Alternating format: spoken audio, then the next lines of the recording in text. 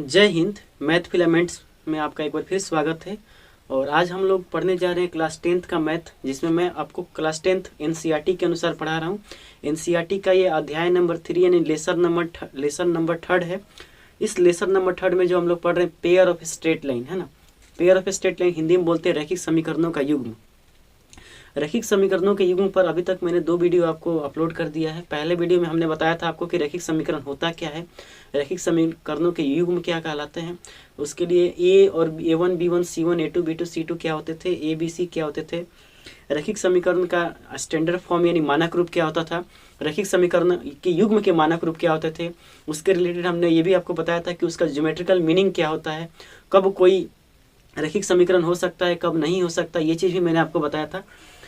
अब हम लोग इस वाले क्लास में मैं आपको बताना चाहता हूँ इसके आगे की बातें है ना। सबसे पहले मैं आपको बता देना चाहता हूँ कि पिछली क्लास में हम लोग क्या क्या पढ़ चुके हैं। उसमें हमने पढ़ा था geometrical meaning of pair of straight line है ना। जब मैंने आपको एक चीज़ बताया था कि जब AX plus BY plus C बराबर यदि 0 होता था तो हम इस C पर ध्यान देते थे। C बोले तो एक अचर पद होता है। क्या होता है ये? अचर पद। अचर पद का मतलब ये होता है कि वैसा पद यानी वैसा टर्म जिसके पास न तो x हो न y हो, वही क्या कहलाता था? अचर पद कहलाता था। यानी अगर अचर पद 0 हो जाता था और अचर पद 0 नहीं होता था, दो केस में हम इसको बांटे थे। अचर पद अगर 0 नहीं होता था और अचर पद 0 होता था, तो जब अचर पद 0 होता था तो वहां से दो ग्राफ आपको मिलती थी। एक ग्राफ जो ऐसे गुजरती है, यानी ये वाला फर्स्ट क्वाड्रेंट है और ये थर्ड क्वाड्रेंट, प्रथम पाद और तृतीय पाद से होते हुए गुजरती थी। या दूसरा केस ये हो सकता था कि वो सेकेंड क्वाड्रेंट और फोर्थ क्वाड्रेंट से होकर गुजरती थी, है ना। तो दो ही, और उस वाले ग्राफ की विशेषता ये थी, उस वाले ग्राफ की ये कैरेक्टरिस्टिक्स थी कि ये ग्राफ हमेशा मूल बिंदु से होकर गुजरता था जब C 0 होता था। तो इसके बाद मैंने आपको इसका युग्म का ग्राफ खींचना बताया था। तो युग्म का ग्राफ हम लोग कैसे खींचते थे? दो ही तरह के ग्राफ बनते थे। एक ग्राफ या तो दोनों एक दूसरे के ऊपर हो जाता था या दोनों एक दूसरे को कट करता था। लेकिन इसमें दो ही तरह के ग्राफ पॉसिबल थी, या तो संपाती या प्रतिच्छेदी, यानी कोइंसिडेंस लाइंस और इंटरसेक्टिंग लाइंस। इतना बात हम कर चुके हैं पहले वाले क्लास में। उसके बाद मैंने आपको इसके आगे बताया था कि जब अचर पद 0 होता है तो हमारे पास 4 तरह के ग्राफ बन सकते हैं। या तो ऐसे कट करेगा, या वो ऐसे कट करेगा, या वो ऐसे कट करेगा, या वो ऐसे कट करेगा। कहने का मतलब ये हुआ कि जब ये पॉजिटिव एक्स एक्सिस और नेगेटिव वाई एक्सिस को यहाँ पे कट किया है, यहाँ पॉजिटिव वाई एक्सिस और नेगेटिव एक्स एक्सिस को कट किया है, यहाँ पे नेगेटिव एक्स एक्सिस और नेगेटिव वाई एक्सिस को कट किया है, यहाँ पे पॉजिटिव एक्स एक्सिस और नेगेटिव वाई एक्सिस को कट किया है। यानी 4 तरह के ग्राफ इसमें पॉसिबल थे, जिससे मैंने आपको 2 तरह के ग्राफ बता दिया था। एक ग्राफ मैंने बताया था आपको ये वाला, और दूसरा ग्राफ मैंने बताया था आपको ये वाला।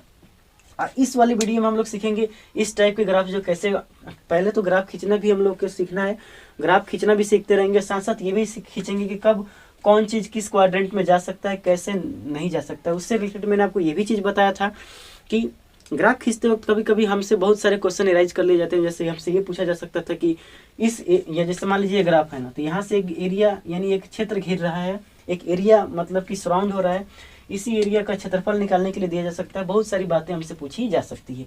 और भी हम लोग इसके बाद जब इन बातों को हम पूरी तरीके से सीख जाएंगे, इसके समीकरणों को युग्म का ग्राफ खींचना सीख जाएंगे, आलेख खींचना सीख जाएंगे, फिर उसके बाद से हम लोग सीखेंगे कि स्टैंडर्ड ग्राफ्स क्या क्या हो सकते हैं, है ना, पेयर ऑफ स्ट्रेट लाइन में यानी रैखिक समीकरणों के युग्म में। तो बातें भी हम लोग करेंगे धीरे धीरे। सबसे पहले स्टार्ट करते हैं हम लोग। अभी हमें ये ध्यान देना है कि अगर AX plus BY plus C बराबर 0, AX plus BY plus C बराबर 0 होता है, तो वहाँ पे हमें ये देखना होता था कि ABC रियल नंबर होते हैं और A square plus B square is not equal to 0। इसका मतलब ये हुआ कि या तो A 0 होगा तो B 0 नहीं होगा, अगर B 0 होगा तो A 0 नहीं होगा, या दोनों 0 नहीं होगा। ठीक है ना। बातें हम लोग ये वाली बात हम लोग ऑलरेडी कर चुके हैं। और हमने ये भी बताया था कि जब A1x plus B1y plus C1 बराबर 0, A2x plus B2y plus C2 बराबर 0 हो, और A1 square plus B1 square is non zero, और A2 square plus B2 square is non zero, A1 B1 C1 A2 B2 C2 ये सभी क्या होने चाहिए? Real number. ये चीज़ standard form of linear equation यानी standard form of pair of linear equation है ना, दो चरों के रैखिक समीकरणों के युग्म का ये मानक रूप कहलाता है। ठीक है। अब बात करते हैं इस वाली चीज़ की। तो यहाँ पे आपके पास क्वेश्चन दिया है -3x प्लस वाई बराबर 6 का आलेख खींचे। तो सबसे पहले आलेख खींचते वक्त मैंने आपको ये चीज़ बता दिया था और बहुत ही अच्छा तरीके से क्लियर कर दिया था कि आप पहले क्या करें, पहला काम इसमें पुट करें x बराबर 0, x बराबर 0 पुट करें तो आपको क्या मिलेगा? x बराबर जैसे 0 पुट करेंगे तो 0 प्लस y बराबर 6, यानी आपको मिला y बराबर 6। यानी यहाँ पे आपको एक कोऑर्डिनेट मिला, एक निर्देशांक मिला जो मिला 0,6। और पिछले वाले क्लास में मैंने आपको ये भी बताया था कि कब, यानी पहले हम x लिखते हैं फिर y लिखते हैं। क्यों लिखते हैं? बाई कन्वेंशन, है ना, क्योंकि ऐसा माना जा चुका है। चलिए, जब हम x बराबर 0 करते हैं तो वहाँ से y निकलता है, जब y बराबर 0 करते हैं तो वहाँ से x निकलता है। यहाँ y बराबर 0 करते हैं तो देखिए y बराबर 0 कीजिए तो 3x minus 3x plus 0 plus 6 यानी माइनस 3x बराबर 6, 3 दूना 6, x बराबर हो गया -2। यानी हम हमारे पास यहाँ पे कोऑर्डिनेट मिला -2,0। दो यहाँ से बिंदु हमें निकल जाती है, और ये बिंदु निकालना बहुत ज़रूरी होता है, क्योंकि ऐसा निकाल लेंगे तो कभी कभी आपको एरिया घिरा हुआ चीज़ पूछा जाए तो उसमें आसानी होती है, ठीक है। नहीं तो अगर आप ये नहीं निकालते हैं तो थोड़ी आपको ये निकालना पड़ेगा वहाँ पे, तो हम पहले ही निकाल लेते हैं, क्योंकि हमारा स्टडी टिप्स यही कहता है कि इन चीज़ों को आप पहले ही निकालें, ताकि आपसे जो भी चीज़ें पूछी जाए उसके रिलेटेड वो सभी को आप आसानी तरीके से सॉल्व कर पाएँ, ठीक है। अब हमें क्या करना था, अब हम लिखते थे, याद आ रहा है आपको थोड़ा थोड़ा, मैंने आपको बताया था कि अब यहाँ से -3x प्लस y बराबर 6। अब आपको y बराबर में सब लिखना है, यानी y को अकेले कीजिए, बाकी सब जो चीज़ें भी हैं वो सबको RHS यानी राइट बराबर के उधर भेजिए। तो y बराबर कितना हो जाएगा 6x प्लस 3x। इतना करने के बाद आप क्या करें, अब उसका आप एक डब्बा बनाए, है ना, डब्बा बनाते हैं। देखिए, डब्बा बनाने के लिए सबसे पहला तो काम, पहले लिखे x फिर y और x, y, है ना। चलिए वैल्यूज रखते हैं इसमें। अगर आप देखिए, पहला तो वैल्यू आपका ऑलरेडी निकल चुका है, जब x 0 है तो y 6 है, यानी एक बिंदु तो 0,6 आ ही चुका है, ठीक है ना। एक और बिंदु आपने निकल चुका है, जब x -2 है तो y 0 है, यानी b जो हो गया -2,0। एक और बिंदु हम लोग निकालते हैं इसकी मदद से ना, जब मैं रखता हूँ x बराबर रखते हैं हम लोग कितना, रख देते हैं 2 नहीं रखते हैं, -2 रखते हैं, -3 रखते हैं, ठीक है। जैसे ही मैंने x बराबर -3 रखा, x बराबर -3, तो y बराबर हो गया 6 प्लस 3 इंटू -3 यानी 6 - 9 यानी -3। यानी जब मैंने x का मान -3 रखा तो y का मान मुझे मिला -3। एक बिंदु ये c आ गया -3,3। और भी एक बिंदु निकालना है तो आप निकाल सकते हैं, बेशक कोई दिक्कत नहीं है, ठीक है ना। चलिए, हम चाहें तो अब रख सकते हैं, क्या रखना चाहते हैं बताइए, 1 रख देते हैं, x की वैल्यू 1 रखते हैं। तो हमने रखा x की वैल्यू 1, तो x की वैल्यू जैसे ही 1 रखेंगे, -1 रखते हैं, क्योंकि 1 रखेंगे तो 9 के करीब पहुंच जाएगा, उतना लंबा खींचना पड़ेगा। -1 रखते हैं, जैसे ही -1 मैंने रखा तो y बराबर 6 प्लस 3 इंटू -1, यानी यहाँ से आ गया 6 -3 यानी 3। यानी आपने जब -1 रखा तो आपका वैल्यू, x का वैल्यू -1 रखा तो y का वैल्यू आ गया 3, यानी कि डी कोऑर्डिनेट आ गया कितना, 3 -1,3। अब जो चीज़ें हमें ज़रूरत थी उस चीज़ों को हमने ऑलरेडी ड्रॉ कर लिया। अब हम यहाँ से ग्राफ को खींचते हैं, ठीक है।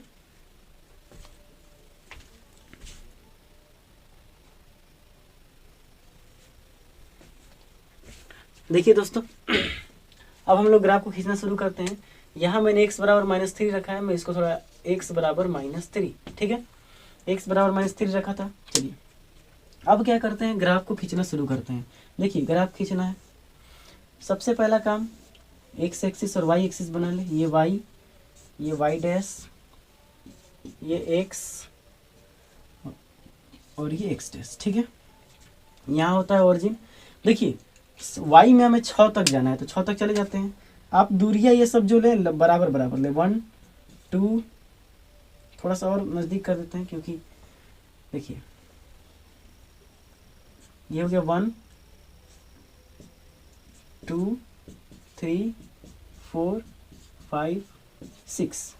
यहाँ रखते हैं 1 2 3 4 5, यहाँ रखिए -1 -2 -3 -4, यहाँ रखते हैं -1 -2 -3 -4 -5, ठीक है। जब x 0 है तो y कितना है 6, जब x है 0 तो y है 6, यानी ये बिंदु मिला।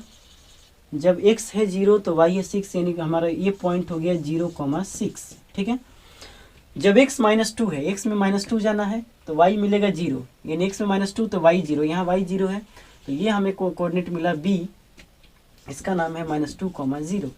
अब बात करते हैं, जब x -3 है तो y भी -3 है, x -3 है तो y भी कितना है -3, ठीक है। यानी ये हमारा c हो गया -3,-3, ठीक है। और जब x -1 है, x है जब -1 तो y है 3, जब x है -1 तो y है 3, यानी यहाँ चला जा रहा है। ये अपना कोऑर्डिनेट हो गया d कितना हो गया -1,3। बस इसको मिला देंगे, वही आपका कोई ग्राफ होगा। मिलाते हैं इसको, देखिए यही आपका ग्राफ बन के तैयार हो गया। इसका नाम लिख देते हैं, इसका नाम है -3x + y = 6। तो देखिए 3 तरीके का ग्राफ मैंने आपको सिखा दिया। अब यहाँ पे एक से आपसे और भी सवाल पूछे जा सकते थे। जैसे आपसे पूछा जाएगा कि ये जो एरिया जो x ये वाला क्या है, इसका नाम बोलिए y अक्ष। ये क्या है y अक्ष, इसका नाम बोलिए। तो ये है x अक्ष, क्या है ये x अक्ष। तो अगर आपसे पूछा जाए कि x अक्ष y अक्ष और इस लाइन के द्वारा यानी इस रेखा के द्वारा जो घिरा गया क्षेत्र, ये क्षेत्र है, उसका क्षेत्रफल बताइए, तो कैसे आप निकालेंगे। तो सबसे पहला काम करेंगे त्रिभुज का क्षेत्रफल। त्रिभुज का क्षेत्रफल निकालना है तो 1/2। अब देखिए ऊंचाई आपका कितना है 6, यानी यहाँ से लेके यहाँ तक की दूरी कितनी है 6, और यहाँ से लेके यहाँ तक की दूरी कितनी है 2। दूरी हमेशा पॉजिटिव में लिया जाता है, 2 से 2 कट गया, यानी 6 यूनिट स्क्वायर। तो जो भी चीज़ आपसे पूछा जा सकती थी वो सब आप बना सकते हैं, बता सकते हैं, इसमें कोई बुराई वाली बात नहीं है, ठीक है ना। अगर आपको नहीं समझ में आया तो बोलिए। मुझे नहीं लगता है कि आपको समझ में नहीं आएगा, क्योंकि बेहतरीन तरीके से बहुत ही आसान भाषा में मैंने आपको समझाने की कोशिश की है, और उम्मीद है कि आपको पूरा समझ में आ गया होगा, ठीक है। अगर आप चाहते हैं इसका स्क्रीनशॉट लेना तो ले लीजिए सबसे पहले, फिर हम लोग इसका अगला केस सीखते हैं, ठीक है। चलिए देखिए स्क्रीनशॉट। ये दोस्तों अगले क्वेश्चन पे चलते हैं। अगला क्वेश्चन आपसे पूछा गया है कि 2x + y = -4, तो उसका आलेख खींचे, ठीक है। देखिए दोस्तों सबसे पहला वही काम करेंगे जो पहले से करते आ रहे हैं। सबसे पहले क्या करेंगे, x = 0 करते हैं। x = 0 कीजिएगा तो y कितना आ गया बता दीजिए। y बराबर आ गया -4। तो यहाँ से एक पॉइंट आपको मिला a = 0, -4, ठीक है। एक बिंदु तो आपने ये मिला, ठीक है। अब y = 0 रखते हैं। तो जैसे ही आप y = 0 रखेंगे तो y = 0 रखेंगे तो 2x बराबर आ गया -4, x 2 दूना 4, यानी x की वैल्यू आ गई -2। यहाँ से आपको b पॉइंट मिल गया पॉइंट -2,0, ठीक है। 2 पॉइंट आप यहाँ से निकाल दिए हैं। चलिए अब बॉक्स बनाते हैं, ठीक है। देखिए बॉक्स बनाते हैं। बॉक्स में पहले रखते हैं हम लोग x, फिर y और x, y, ठीक है। बॉक्स में ये रखते थे। चलिए देखिए x वैल्यू तो आपने ऑलरेडी निकाल चुका है। जब x 0 है तो y -4, ये बिंदु आ गया 0, -4, ठीक है। दूसरे बिंदु पे आइए।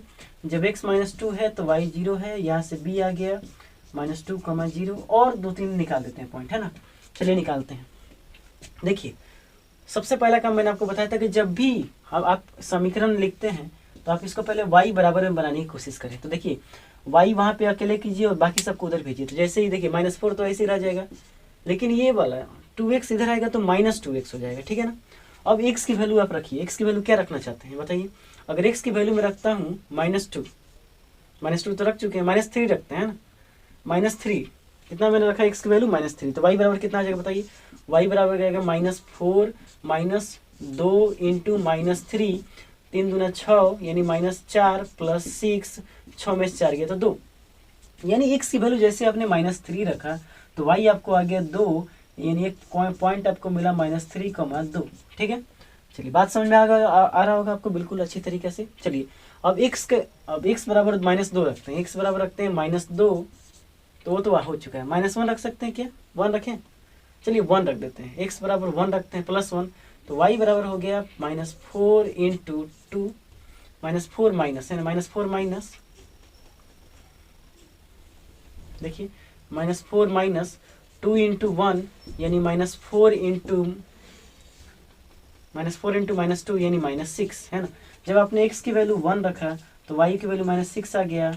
d आपका कोऑर्डिनेट आया 1, -6। इतनी पॉइंट्स काफ़ी है। जैसे देखिए 2 पॉइंट्स ही काफ़ी है। हम चाहें तो इतना से भी ग्राफ को खींच सकते थे, लेकिन मैं थोड़ा आपको और पॉइंट निकालना भी बता दे रहा हूँ, और बॉक्स बनाना भी सिखा दे रहा हूँ, ठीक है। चलिए अब ग्राफ को खींचते हैं।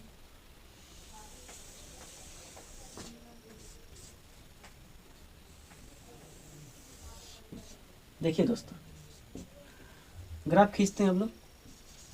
ये हो गया y, ये y डैश, और ये x, और ये x डैश, ठीक है। देखिए ये 0 यहाँ होगा।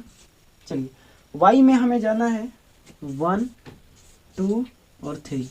इधर जाते हैं तो -1, -2, -3 -4, ठीक है। एक्स में देखिए, एक्स में जाते हैं 1 2 3, वाई में जाते हैं 1 -1 -2 -3 -4 -5 और -6। ठीक है दोस्तों, यहाँ तक आपको बिल्कुल समझ में आ रहा होगा। चलिए देखिए -6 तक हम गए हैं, ठीक है ना। अब चलिए x बराबर अगर 0 है तो y -4 है, x बराबर 0 तो y -4 यहाँ आ गया, x बराबर 0 तो y -4, यानी ये वाला पॉइंट आपको मिला 0 -4। अगर x -2 है तो y 0 है, यानी यहाँ हो गया, ठीक है। ये पॉइंट आपका मिल गया b -2, 0। अब x अगर -3 है, x -3 तो y 2, x -3 तो y 2, यानी यहाँ आ रहा है x -3 और y 2, x -3 और y 2, यानी ये अपना हो गया कितना c।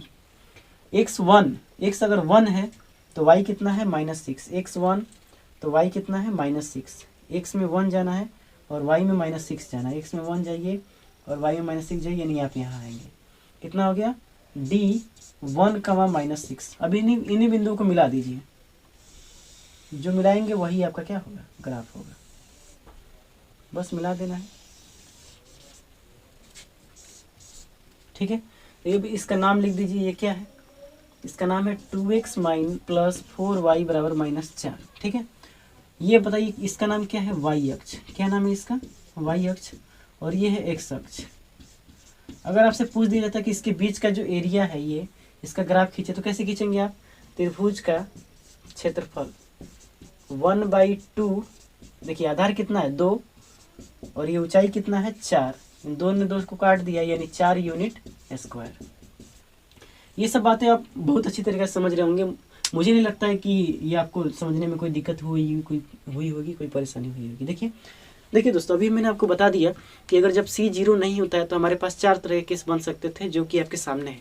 या तो हो सकता है वो पॉजिटिव y एक्सिस और पॉजिटिव x एक्सिस को काटते हुए ऐसे निकले, या पॉजिटिव x एक्सिस और नेगेटिव y एक्सिस को काटकर ऐसे निकले, या नेगेटिव x एक्सिस और नेगेटिव y एक्सिस को काटकर ऐसे निकले, या पॉजिटिव y एक्सिस और नेगेटिव x एक्सिस को काटकर ऐसे निकले। 4 ही तरह के ग्राफ बन सकते हैं जब c 0 होता है तब, c 0 नहीं होता है तब, ठीक है ना। तो ये था, मुझे लगता था कि आपको ये बिल्कुल, मुझे लग रहा है कि ये वाला चीज़ आपको बिल्कुल समझ में आ गया होगा। अब हम लोग सीखते हैं कि जब c 0 नहीं हो और पेयर हो जाए, पेयर ऑफ लीनियर इक्वेशन, यानी समीकरणों का युग्म हो, यानी 2 समीकरण हो, तब ग्राफ कैसे खींचेंगे और क्या क्या उसमें कंडीशन बनेगी, क्या क्या बातें होंगी, वो सब हम लोग सीखते हैं, ठीक है। तो सबसे पहले आप इसका स्क्रीनशॉट लें, फिर हम लोग आगे बढ़ते हैं। आइए दोस्तों, एक नया चीज़ सीखते हैं, अब नया तरीका, नया सवाल सीखते हैं। पहले आप लोग हेडिंग देंगे। तो आइए दोस्तों, अब नया चीज़ सीखते हैं और नया तरीके से शुरू करते हैं, क्योंकि अब जितना भी मैंने आपको बताया वो सब में। तो आइए दोस्तों, अब देखते हैं अगला हेडिंग। अगला हेडिंग आपका है geometrical meaning of pair of straight line when constant term is non zero, यानी 2 चरों के रैखिक समीकरणों का युग्म का ज्यामितीय अर्थ जब अचर पद 0 नहीं हो। देखिए दोस्तों, जब अचर पद 0 नहीं था, यानी ax + by + c = 0 और a b c real number और a² + b² is not equal to 0, जब c 0 था तो उसका मैंने पूरा उसका रैखिक समीकरणों का युग्म का हर चीज़ बता दिया आपको। मैंने युग्म भी बताया और सिंगल वाला भी बताया, ठीक है ना। सिंगल वाला और युग्म दोनों बता दिया। फिर उसके बाद से जब जीरो नहीं था तो उसका सिंगल वाला मैंने आपको हर चीज़ बता दिया, यानी ग्राफ या तो first positive x axis positive y axis cut करेगा, positive x axis negative y axis cut करेगा। ये जितने भी 4 तरीके के केस बनते थे मैं सब आपको बता चुका हूँ। अब मैं आपको बताने जा रहा हूँ कि जब 2 चरों का रैखिक समीकरणों का युग्म है ना, 2 चरों के रैखिक समीकरणों का युग्म जब अचर पद क्या हो, 0 नहीं हो, यानी अगर बात करें a1x + b1y + c1 = 0 और a2x + b2y + c2 = 0, इस सभी केसेस में हमको ये याद रखना है कि किसी का भी अचर पद 0 के बराबर नहीं है, यानी अचर पद जो है वो 0 के बराबर नहीं है। अचर पद बोले तो कांस्टेंट टर्म। कैसा terms? Constant term. Constant term मतलब जो वैसा टर्म जो x और y से अलग है, यानी x और y उसमें नहीं है, ठीक है। जब ऐसा हो जाएगा तो देखिए इसमें 3 तरीके के केस बनेंगे, है ना। 3 तरीके के केस बन सकते हैं। पहले इसका मैं जनरल फॉर्म लिख रहा हूँ, a1² और b1² 0 के बराबर नहीं होगा, a2² यहाँ b1 होगा, a2 स्क्वायर और b2 स्क्वायर 0 के बराबर नहीं होगा। साथ ही साथ आपको ये बोलना पड़ेगा a1 b1 c1 a2 b2 c2 ये सभी के सभी कैसे होंगे, रियल नंबर होंगे। ठीक है, तो इसमें 3 तरीके केस बनेंगे। देखिए केस फर्स्ट क्या बन सकता है, देखिए इन सबसे पहले देखिए पहला केस ये बनेगा, या तो जो ग्राफ आप ड्रॉ कर रहे हैं, पहले हम लोग ग्राफ सीख लेंगे है ना, ग्राफ सीखने के बाद इसका रेडीमेड तरीका भी सीखेंगे कि कैसे इस चीज़ों को पहचान सकते हैं कि कब कोई समीकरण किस टाइप का होगा किस टाइप का नहीं होगा, वो बात आगे की जाएगी। बस बशर्ते आप इतना ध्यान रखिए जो अभी मैं फिलहाल बता रहा हूँ। ठीक है, या तो ग्राफ वो ऐसा हो सकता है कि दोनों ग्राफ एक दूसरे को एक ही जगह कट करता हो। देखिए ये देखिए इसका नाम है L1 और इसका नाम है L2। ठीक है ना, मान लेते हैं ये L1 है और ये क्या है, L2 है। ठीक है, तो L1 ने L2 को यहाँ पे एक बिंदु पे कट किया है ना, जहाँ पे वो बिंदु को कट करता है हम बोलेंगे कि इस दोनों रैखिक समीकरणों का युग्म का यह एक हल होगा। एक हल जब होता है तो उस चीज को बोला जाता है अद्वितीय हल। क्या बोला जाता है, अद्वितीय हल। इन सभी चीजों की बात मैं आपको ऑलरेडी पहले भी कर चुका हूँ। इंग्लिश में बोलेंगे तो यूनिक सॉल्यूशन, क्या बोलेंगे इसको, यूनिक सॉल्यूशन। ठीक है, लेकिन अगर केस नंबर 2 की बात की जाए, देखिए एक और तरीका है, एक तरीका है इस चीज़ों को पहचानने का कि आप इन दोनों का ग्राफ खींचे, अगर वो एक जगह पे कट करेगा तो क्या होगा, प्रतिच्छेदी रेखा। ये दोनों कैसी रेखा है, प्रतिच्छेदी रेखा है। ठीक है, इंटरसेक्टिंग लाइन्स, इंग्लिश में कैसे बोलेंगे, इंटरसेक्टिंग लाइन्स लिख देते हैं वैसे, इंटरसेक्टिंग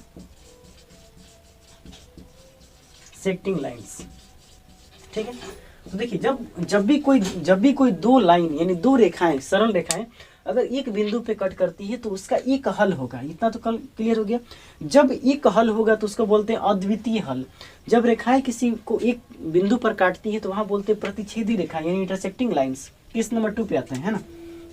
केस नंबर 2 ध्यान दीजिए, ये मान लेते हैं y, ये कितना है y डैश और ये है x और ये x डैश। ठीक है, हो सकता है कि दोनों जो लाइंस हों एक दूसरे के समानांतर हो जाएं। दोनों जो लाइंस कैसे हो जाएं, एक दूसरे के समानांतर हो जाएं। यानी ये L1 है, देखिए ये यहाँ पे ओरिजिन से पास नहीं कर रहा, ओरिजिन से थोड़ी दूरी पे है ना, और ये L2, दोनों लाइन कैसे हो जाए एक दूसरे के समानांतर। तो इसको बोलते हैं, L1 और L2 समानांतर हो गए, इसको बोलते हैं पैरेलल लाइंस। पैरेलल लाइंस, समानांतर रेखा, समानांतर रेखा। देखिए जब दो रेखा एक दूसरे को काटेंगी तभी ही उस समीकरण का हल होगा। जब नहीं काटेंगे तो यहाँ लिखेंगे कोई हल नहीं होगा, कोई हल नहीं होगा, यानी कोई हल नहीं होगा। ठीक है ना, जब कोई हल होगा ही नहीं तो यहाँ x और y मिलेगा ही नहीं आपको, है ना। बात समझ में आई कि नहीं। तीसरे केस पे आते हैं, केस नंबर 3 देख लेते हैं क्या है। केस नंबर 3 की बात किया जाए तो हो सकता है कि दोनों जो ग्राफ हो, ये ग्राफ हो गया L1 और ये ग्राफ हो गया L2, यानी दोनों जो ग्राफ हो L1 और L2 ये दोनों एक ही लाइन पे हो, यानी एक ही हो, है ना। यानी पहला जो लाइन खींचे और दूसरा जो हमने लाइन खींचा दोनों एक ही पे आ गए, एक पे एक आ गए। जब कोई भी लाइंस, है ना, जब कोई भी दो रेखाएं अगर आप खींचते हैं और दोनों एक दूसरे के ऊपर आ जाती है, यानी एक दूसरे के ऊपर कोइंसिडेंट कर जाती है, तो वैसे लाइंस को बोलते हैं समपाती रेखा। कैसे बोलते हैं इसको, समपाती रेखाएं। और समपाती रेखाएं यानी coincident lines, coincident straight lines, है ना, कोइंसिडेंट स्ट्रेट लाइंस, समपाती रेखाएं। अगर यहाँ पे आप बात करेंगे तो यहाँ पे अनेकों हल होंगे, है ना, इनफाइनाइट सॉल्यूशन, अनेक हल होंगे। क्यों अनेक हल होगा, क्योंकि देखिए ये जो लाइन है और ये दूसरा जो लाइन है उसको ये इनफाइनाइट लेंथ पर काटते जा रही है। जब लाइन बार बार एक चीज को बार बार काटेगी तो वहां पे उसका हल भी जितना जगह पे काटेगी उतना ही उसका हल निकलेगा। ठीक है ना। तो देखिए या तो आप जो पेयर ऑफ स्ट्रेट लाइन यानी दो चरों के रैखिक समीकरणों का युग्म ज्यामितीय अर्थ अगर बात करेंगे, जब अचर पद 0 हो तो उस केस में या तो यही हो सकता है कि दोनों रेखाएं प्रतिच्छेदी हो, यानी दोनों रेखाएं एक दूसरे को एक ही बिंदु पर काटेगी, या दोनों रेखाएं एक दूसरे के बिंदु पर मतलब किसी बिंदु पर काटे ही ना। जब एक बिंदु पर काटेगी तो उसका एक हल होगा, उसको बोलते हैं अद्वितीय हल, रेखाएं हो जाएंगी प्रतिच्छेदी। जब दोनों एक दूसरे को क्या करें, मतलब कि दोनों एक दूसरे से क्या हो, समानांतर हो, दोनों एक दूसरे से समानांतर हो जाए तो वहां पे वो दोनों एक दूसरे को काटे ही नहीं है। जब काटे ही नहीं है तो वहां पे x और y का सोल्यूशन होगा ही नहीं, x और y आपको मिलेगा ही नहीं, तो वहां पे कोई हल नहीं होगा। ऐसे रेखाओं को बोलते हैं समानांतर रेखा। और जब रेखाएं एक दूसरे के ऊपर ही हो जाए और दोनों के एक दूसरे को बार बार काटते जाए यानी एक पर दूसरी रेखा हो जाए, उसको बोलते हैं कोइंसिडेंट स्ट्रेट लाइन। और ऐसी रेखाएं का अनेकों हल होता है। तो आप इसको देखिए कैसे याद रखेंगे। दो चरों के रैखिक समीकरणों का युग्म का जो ग्राफ हो सकता है, तीन ही तरीके ग्राफ हो सकते हैं। या तो एक दूसरे को एक बिंदु पर काटेंगी, जब कोई रेखा एक दूसरे को एक बिंदु पर काटती है तो वो रेखाएं होती है प्रतिच्छेदी रेखा। वहां पे सिर्फ और सिर्फ एक हल होगा, उसको बोलते हैं यूनिक सॉल्यूशन यानी अद्वितीय हल। अगर दोनों रेखाएं एक दूसरे को काटे ही नहीं, दोनों रेखाएं समानांतर हो जाए, है ना, जब समानांतर हो जाएगी तो एक्स और वाई ने किसी को काटा ही नहीं है, तो वहाँ पे एक्स और वाई का कोई सोल्यूशन यानी हल निकलेगा ही नहीं। जब हल नहीं निकलेगा तो वहाँ पे बोलेंगे कोई हल नहीं है, और वो जो रेखाएं हो जाएंगी दोनों हो जाएंगी समानांतर रेखाएं। अगर लेकिन दोनों हमने जो ग्राफ खींचा, अगर ग्राफ खींचने के बाद हमने ये पाया कि दोनों रेखा एक दूसरे के ऊपर है, यानी एक रेखा ही दूसरी रेखा के ऊपर है, तो उसको बोलते हैं संपाती रेखा यानी कोइंसिडेंट लाइन। और वैसी रेखाएं जो होती हैं, एक ग्राफ एक दूसरे को बार बार यानी इनफाइनाइट लेंथ तक यानी अपरिमित रूप से काटती हुई रहती है, तो ऐसी रेखाओं का अनेकों हल होगा, है ना। तो तीन तरीके के ग्राफ पॉसिबल हो सकते हैं। अब ये चीज़ मैंने आपको थ्योरेटिकल समझाया, अब मैं आपको दिखाऊंगा और ग्राफ खींच के बताऊंगा कि ये जो हम ग्राफ खींच रहे हैं वाकई में ये ऐसा होता है या नहीं होता है। हमने आपको बोला कि तीन ही तरह के केस पॉसिबल है। आप बोलेंगे कि हम नहीं मानेंगे कि आप सही बोल रहे हैं, तो हम बोलेंगे बिल्कुल सही बोल रहे हैं, थ्योरी तो यही कहता है कि तीन ही तरह के ग्राफ पॉसिबल हो सकते हैं। आप बोलेंगे नहीं, हमको आप खींच कर बताइए। तो मैं अब आपको एग्जाम्पल के थ्रू आपको समझाना चाहता हूँ और बताना चाहता हूँ कि एग्जाम्पल के माध्यम से मैं आपको समझाना चाहता हूँ कि ये ग्राफ तीन ही तरीके के पॉसिबल हो सकते हैं, और जो आपको क्या करना है याद रखना है, ठीक है। उसके थोड़ी देर बाद जब हम ये ग्राफ को सीख लेंगे, तीन ग्राफ मैं आपको बताऊंगा, तीन पेयर ऑफ स्ट्रेट लाइन का, उसके बाद हम लोग ग्राफ को पूरी तरीके से कंप्लीट कर लेंगे। और जो दो चार सवाल मैं आपको ऐसे ही बताऊंगा जिसमें कुछ आपको बताना चाहूँगा, कुछ एक्स्ट्रा ऑर्डिनरी चीज़ें जो मैं आपको उस ग्राफ के माध्यम से समझाऊंगा।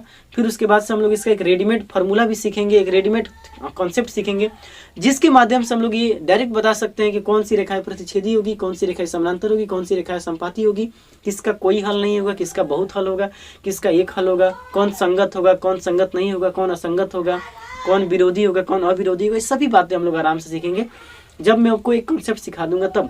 और मैं बहुत ही अच्छी तरीके से वो कॉन्सेप्ट को समझाऊंगा, और बिल्कुल ये कि यूनिक कॉन्सेप्ट होगा वो, और बाकी जो लोग पढ़ाते हैं उनसे तो बहुत ही डिफरेंट होगा, क्योंकि जो किताबों में जो कॉन्सेप्ट लिखा गया उसमें बहुत सारी गलतियाँ है। जब मैं आपको पढ़ाऊंगा तो वहाँ मैं आपको समझाऊंगा कि कब वो जो किताबों में बातें लिखी हुई थी वो चीज़ें भी फेल हो जाती हैं। उन चीज़ों की एक लिमिट है, उस लिमिट तक ही वो काम करते हैं, उस लिमिट के बाहर उनका कोई रोल नहीं होता है। और सभी को मैं एग्जाम्पल के माध्यम से भी आपको समझाऊंगा और बुरी अच्छी तरीके से समझाने की कोशिश करूंगा। तो सबसे पहले आप एक काम करें, जो मैंने ये थ्योरी आपको पीछे लिखवाया है इसको आप नोट करें। अगर आप मोबाइल से देख रहे हैं तो स्क्रीनशॉट लें, कॉपी में अगर नोट्स बना रहे हैं तो नोट्स भी बना लें, ठीक है। चलिए स्क्रीनशॉट लीजिए। चलिए आपने स्क्रीनशॉट ले लिया होगा, हेडिंग आपने दे दिया होगा। हेडिंग देने के बाद अब मैं आपको एक क्वेश्चन के माध्यम से इन तीनों बातों को समझाने की कोशिश करता हूँ, जो कि आपके लिए बेहद बेहद जरूरी है, ठीक है। चलिए देखिए दोस्तों, एक क्वेश्चन मैंने आपको लिखा है बोर्ड पर, x - 2y = -3 और 2x + y = 4 का आलेख खींचे और यह भी ज्ञात करें कि रेखाएं एक अक्ष को किस बिंदु पर काटती है, ठीक है। तो मैंने आपको बताया था, देखिए जो काम हम पहले एक रेखाओं पर करते थे यानी एक समीकरण पे काम करते थे, वही काम अब हमें दो समीकरण पे करना पड़ेगा, ठीक है ना। चलिए उसको पहले मैं बताता हूँ आपको। पहला समीकरण इसको मान लेते हैं 1 और इसको मान लेते हैं 2, ठीक है, मान लिया हमने। अब देखिए x - 2y = -3, x - 2y = -3। एक बार आप y को 0 कीजिए तो देखिए जैसे ही आप y को 0 करते हैं तो x आपके पास निकल के आ गई, तो पूरा 0 हो गया, तो x बराबर आ गया -3, यानी आपको एक पॉइंट मिल गया ये x बराबर -3 और y कितना 0, ठीक है। अब एक बार x को 0 कीजिए, x को 0 करेंगे तो आपको क्या मिलेगा x 0, तो 0 - 2y = -3, ठीक है ना। माइनस से माइनस कट जाएगा तो y बराबर आ गया 3/2, यानी x अगर 0 है, देखिए इसको b मान लेते हैं, b जो है x 0 तो y कितना 3/2। चलिए ठीक है, यहाँ तक तो कोई दिक्कत आपको नहीं हुई होगी, मुझे ऐसा लगता है। चलिए अब एक बात बताइए, अब हम बॉक्स बनाते हैं ना, बॉक्स बनाते हैं पहले के लिए, तो पहले के लिए बॉक्स बनाते हैं, पहला समीकरण के लिए बॉक्स बनाते हैं। आप लोग भी अपने कॉपी में बॉक्स बनाते रहें। पहले लेते हैं x और y और x, y, ठीक है। चलिए एक बिंदु हमने पहले निकाल चुका है, जब x -3 है तो y 0 है, यानी ये जो पॉइंट अपना आ गया -3, 0। एक और हमने बिंदु निकाल चुका है, जब x 0 है तो y कितना है 3/2। यहाँ से हमारा b जो पॉइंट आया है 0,3/2। ठीक है, एक बिंदु और हम निकालते हैं ताकि हमें और अच्छे से समझ में आए पूरे बढ़िया तरीका से। तो देखिए हम लोग निकालते हैं एक बिंदु। देखिए अपना समीकरण नंबर 1 क्या था, x - 2y बराबर -3 था कि नहीं, चलिए था ना, -3, ठीक है ना। अब देखिए y का मान हमें y बराबर में लिखना है, तो पहले मैं -3 को यहाँ भेजता हूँ, तो यहाँ -3 उधर जाएगा तो +3, और ये माइनस में इधर आएगा तो प्लस में। ठीक है, देखिए y बराबर लिखना है ना, तो 2y इसको सीधा कर लीजिए, x + 3, तो y बराबर आ गया x + 3/2। मैंने आपको एक चीज़ सिखाया था कि आप x का वैसा ही मान रखें ताकि आपको जो ऊपर जोड़ने के बाद 2 से कट जाना चाहिए। ठीक है ना, तो आप क्या रखेंगे तो आसान रहेगा, हम लोग कहते हैं 3 रख दीजिए। जैसे 3 रखेंगे 3 3 6, और 2 में 6 से भाग दीजिए तो कितना आ जाएगा 3, यानी एक कोऑर्डिनेट आपको आ गया 3,3। और भी आप बिंदु निकालना चाहते हैं तो निकाल सकते हैं, लेकिन मुझे नहीं लगता है कि अब और बिंदु निकालने से कोई ज़्यादा खास फायदा है। चाहे तो आप 4 भी निकाल सकते हैं, 5 भी निकाल सकते हैं, लेकिन मैंने आपको बता चुका है कि मैंने आपको ऑलरेडी बता दिया है कि 2 बिंदुओं से सिर्फ और सिर्फ एक ही रेखा गुजरती है, 3 बिंदु से भी सिर्फ और सिर्फ एक ही रेखा गुजरती है। ठीक है ना, यहाँ तक कोई दिक्कत है आपको। सेकेंड वाले के लिए बॉक्स बनाते हैं। देखिए सेकेंड वाले के लिए बॉक्स बनाते हैं, ठीक है ना। सेकेंड नंबर क्या कर रहा है, सेकेंड नंबर अपना है 2x + y बराबर 4। 2x + y बराबर 4। आप यहाँ से y बराबर निकाल सकते हैं, तो 4 ये प्लस में इधर आएगा तो माइनस में, कितना आ गया माइनस में। ठीक है ना, ये अपना समीकरण नंबर कितना था 2 था ना। चलिए देखिए पहले इसको लिखते हैं, x बराबर आप 0 कीजिए, तो x आप जैसे ही 0 करेंगे ये खत्म हो गया, तो y की वैल्यू डायरेक्ट निकल के आ गई 4। इसको आप मान लीजिए a डैश मान लीजिए, उसको a माने तो इसको a' मान लेते हैं। तो यहाँ से x बराबर आ गया 0,4। ठीक है, और y बराबर 0 कीजिए, y बराबर 0 करेंगे तो एक y बराबर 0, तो 2x बराबर 4, x 2 दूना 4, यानी x की वैल्यू आ गई 2, यानी आपको b' आ गया 2,0। ठीक है, एक वैल्यू आप यहाँ से निकालिए। देखिए x की वैल्यू आप रखिए 0 रख चुके हैं, 1 रखते हैं, x का वैल्यू 1 रखिए। तो जैसे आप 1 रखेंगे तो y बराबर 4 - 2x आपने यहाँ निकाला है, देखिए यहाँ पे निकाला है ना 4 - 2x, तो 4 - 2 इंटू आप 1 रखिए, तो 4 में से 2 गया तो कितना आ गया 2। अब आप इसके लिए एक बॉक्स बना लीजिए, ठीक है ना, बॉक्स बनाइए। यहाँ लिखेंगे x और y और x, y, ठीक है ना। चलिए देखिए अब उसके बाद देखिए पहले आपने पहला यहाँ देखिए, यहाँ आपने निकाला है पहला पॉइंट, जब x 0 है तो y 4 है, इसको हमने a' माना है ना। यहाँ देखिए इसको c' मान लीजिए, c' बराबर कितना आ गया 1,2, ठीक है ना। तो a' कितना आ गया 0,4। ठीक है, बात समझ में आया। जब x 2 है तो y 0 है, यहाँ से b' कितना आ गया 2,0। चलिए जब x 1 है तो y कितना है 2, यानी c' आपके 1,2। ये देखिए दोनों के लिए हमने बॉक्स बना लिया। अब हमें ग्राफ केवल खींच देना है, ठीक है ना। अब हमें क्या कर देना है, ग्राफ केवल खींच देना है। तो आप इसको पहले लिख लीजिए, उतार लीजिए, फिर मैं ग्राफ आपको खींच के दिखा देता हूँ, ठीक है। मैं अभी थोड़ा आपको समझाने के लिए दोनों बॉक्स को उधर लिखूंगा थोड़ी देर के लिए, क्योंकि हमें ग्राफ भी तो ड्रॉ करना है, जगह हमारे पास नहीं है, ठीक है ना। तो पहले आप इसको समझ गए होंगे बहुत अच्छे तरीके से, फिर हम लोग आगे देखते हैं, ठीक है। नहीं समझ में आए तो वीडियो को स्किप कीजिए, थोड़ा सा मतलब क्या बोलते हैं उसको, वीडियो को थोड़ा सा पीछे करके देखिएगा, आपको बिल्कुल समझ में आ जाएगा, ठीक है ना। पहले आप इसका स्क्रीनशॉट लीजिए, फिर हम लोग आगे इसको बनाते हैं। देखिए दोस्तों, हमारे पास जगह की कमी हो गई थी, इसीलिए मैंने बॉक्स को थोड़ा सा शिफ्ट कर दिया है। पहला बॉक्स हमने बनाया था समीकरण 1 के लिए, जो x - 2y बराबर -3 के लिए बॉक्स है ये, और दूसरा ये जो बॉक्स है 2x + y बराबर 4, यानी समीकरण 2 के लिए बॉक्स है। अब हम लोगों को केवल ग्राफ खींच देना है। ग्राफ अगर हम खींच देंगे तो हमारा काम क्या हो जाएगा, देखिए ग्राफ खींचते हैं। आप भी मेरे साथ साथ बनाते रहें ताकि आप भी अपने कॉपी में नोट करते रहिए। y और ये y' और ये x और x', साथ साथ बनाइए दोस्तों। आप हमसे तेजी में, आप हमसे पहले ही बना देंगे तो बहुत आपके लिए बहुत अच्छी बात होगी। चलिए x में हम लोग ड्रॉ करते हैं। x में देखिए ये अपना 0 हो गया, ये 1 हो गया, ये 2 हो गया। थोड़ी सी और दूरी पे ड्रॉ करते हैं हम इसको। ये आप बराबर माप लें, है ना, 1 2 और 3, ठीक है। चलिए यहाँ देखिए -1 -2 -3 और -4, ठीक है। यहाँ ड्रॉ कीजिए 1 2 3 4, यहाँ आइए -1 -2 -3 -4, ठीक है। अब चलिए पहले बॉक्स को हम लोग पहले बॉक्स को निपटाते हैं, उसके बाद दूसरे बॉक्स को निपटाएंगे। पहला करें x बराबर -3 और y बराबर 0। x बराबर -3, x में -3 जाइए और y में आपको 0 यानी जाना ही नहीं है, तो यहीं रुक जाएंगे। यानी आपको जो a मिला, a वो आपको मिला 3, उल्टा गड़बड़ हो गया, यहाँ हम लोग गलत लिख दिए, -3, 0, ठीक है, -3, 0, ठीक है ना। यहाँ पे मैंने -3 नहीं लिखा था, तो -3, 0, ठीक है। यहाँ तक आपको समझ में आ गया होगा।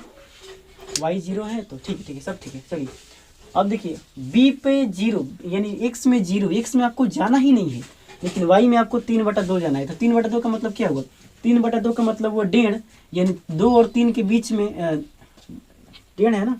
3/2 का मतलब 1.5, 1 और 2 के बीच में होगा, यहाँ कहीं 3/2 होगा, ठीक है। तो यहीं पे आपको रुक जाना है।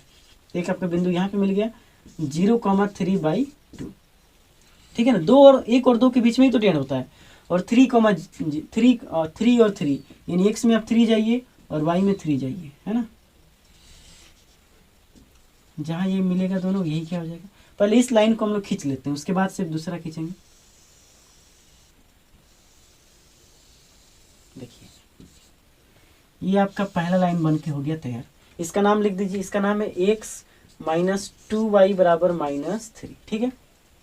चलिए बात समझ में आया यहाँ तक। चलिए अब देखिए दूसरा लाइन देखते हैं। दूसरा लाइन क्या है? x में 0 और y में 4। x में आपको 0 जाना है, यानी x में आप 0 और y में 4 जाइए, तो यहाँ चले जाएंगे। x में 0 और y में 4 यानी a' बराबर 0 और 4, ठीक है, ठीक है ना यहाँ तक। चलिए y में x में आपको 2 जाना है और y में 0। x में आप 2 जाइए और y में जाइए ही नहीं, यानी यहाँ रुक जाएंगे। ये हो गया 2, 0, इसका नाम है b'। c' चलिए 1, 2 यानी x में 1 और y में 2, x में 1 और y में 2, यहाँ होगा कहीं। ये अपना ग्राफ बन के हो गया तैयार। आपने यहाँ पे क्या ऑब्जर्व किया? आपने एक चीज़ ऑब्जर्व किया कि ये जो ग्राफ है यहाँ पे एक बिंदु पे काट रही है। जब भी ग्राफ एक दूसरे को एक बिंदु पर काटेगी तो आपको क्या करना होगा? मैं इसको मिटा रहा हूँ क्योंकि इसका तो कोई काम है नहीं, इसको मिटाते हैं ना। देखिए जब भी ग्राफ एक दूसरे को एक बिंदु पर काटेगी तो आपको एक चीज़ यहाँ पे निकालना पड़ेगा कि उस समीकरण का क्या हल होगा। जहाँ पे एक यानी यहाँ पे जो काट रही है यहाँ पे एक वैल्यू निकलेगा, एक हल निकलेगा, उसको आप कैसे निकालेंगे पहले सीखते हैं उस चीज़ को, है ना। ऑलरेडी मुझे इस चीज़ को पहले बताना चाहिए था लेकिन मैं अब बताने ही वाला था, खैर कोई बात नहीं। देखिए जैसे ही आपको पता चलेगा, है ना, जैसे ही आपको पता चलेगा कि दोनों ग्राफ एक दूसरे को कहीं ना कहीं काट रहे हैं तो उस केस में आपको क्या करना है, वहाँ पे x और y का मान आपको क्या करना पड़ता है? निकालना पड़ता है। x और y का मान क्या करना पड़ता है? आपको निकालना पड़ता है। चलिए निकालते हैं उसको। जिस विधि से हम निकालेंगे उस विधि का नाम है विलोपन विधि। क्या नाम है उसका? विलोपन विधि। क्या नाम है उसका बताइए? विलोपन विधि, है ना। थोड़ी देर के लिए आप विलोपन विधि सीख लीजिए। अभी थोड़ी देर हेडिंग देके मैं आपको विलोपन विधि सिखा दूंगा, टेंशन लेने की कोई जरूरत नहीं, ठीक है ना। तो x - 2y बराबर समीकरण लिखे पहले। ये समीकरण 1 हो गया और दूसरा समीकरण है 2x + y बराबर 4। ये समीकरण कितना हो गया? 2, ठीक है। देखिए सबसे पहले विलोपन विधि का मतलब ही होता है कि किसी एक, या तो आप x को गायब करें या y को गायब करें। आप बोलिए किसको गायब करना चाहते हैं? तो हम करना चाहते हैं x को गायब, ठीक है। तो आप बोलेंगे x को गायब करना चाहते हैं, तो यहाँ देखिए x के पास कितना है? 2x है।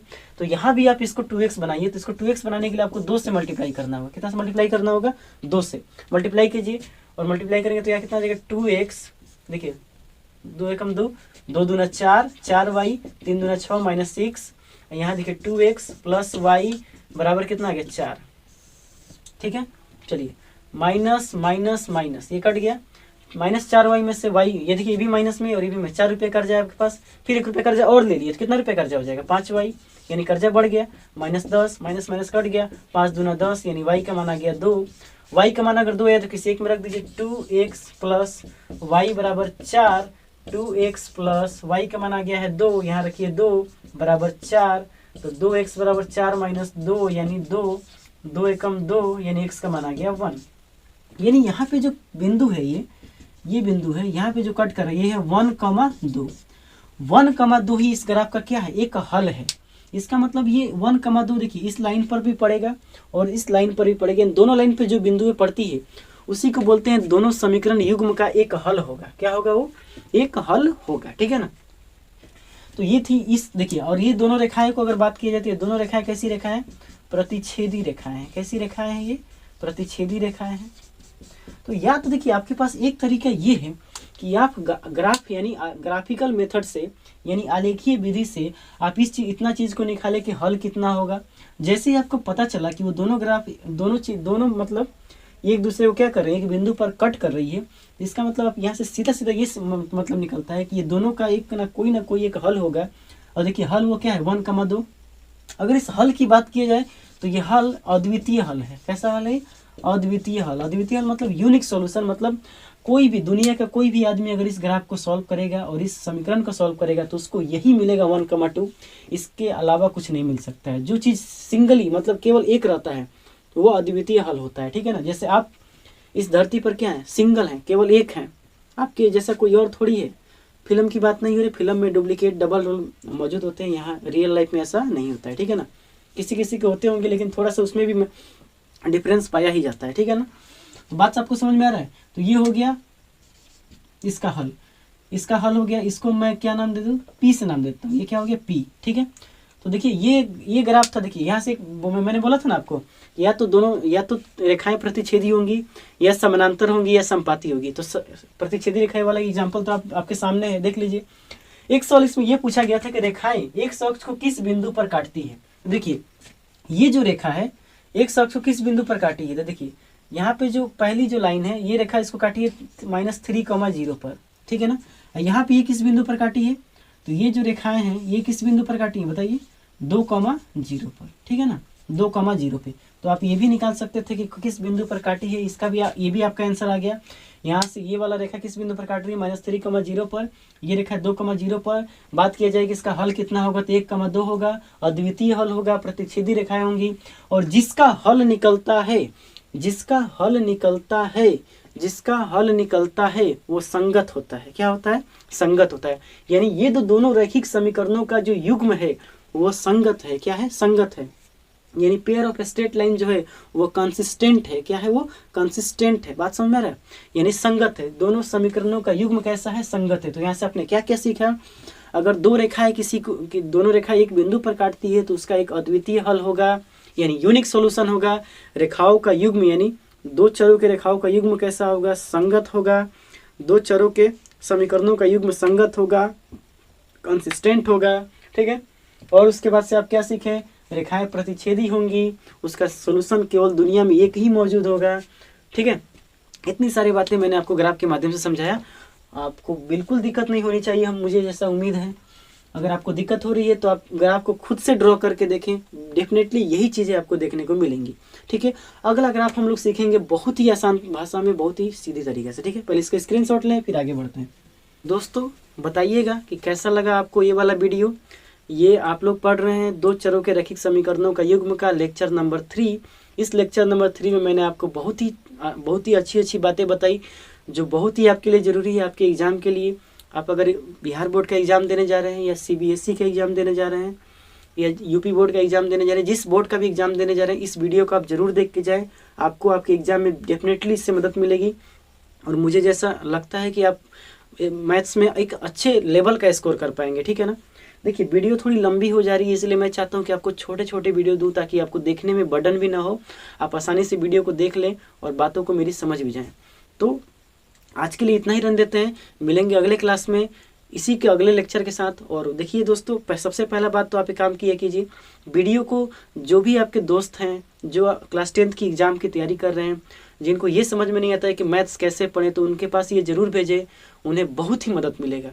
क्योंकि देखिए वीडियो एक बार आपको, देखिए मेरे कहने का मतलब ये होता है कि अगर आपको हर बातें समझ में आ जा रही है तो इसका मतलब ज़रूर समझिए कि टीचर आपको उतना ही दे रहा है जो आपको समझ में आने लायक हो, है ना। थोड़ी सी आपको परेशानी हो रही है समझने में, किसी चीज़ को थोड़ा सा आपको दिक्कत महसूस कर रहे हैं, मतलब तो आप समझिए कि टीचर आपको एक लेवल दे रहा है। तो देखिए लेवल बहुत कम लोग आपका एग्ज़ाम अगर यहाँ है तो हम यहाँ तक पढ़ के जाएँ, यहाँ तक तो आसानी से बना लेंगे ना। तो इन्हीं बातों के साथ आज का लेक्चर यहीं समाप्त होता है। मिलेंगे अगले वीडियो में इसी के नेक्स्ट लेक्चर के साथ। तब तक के लिए जय।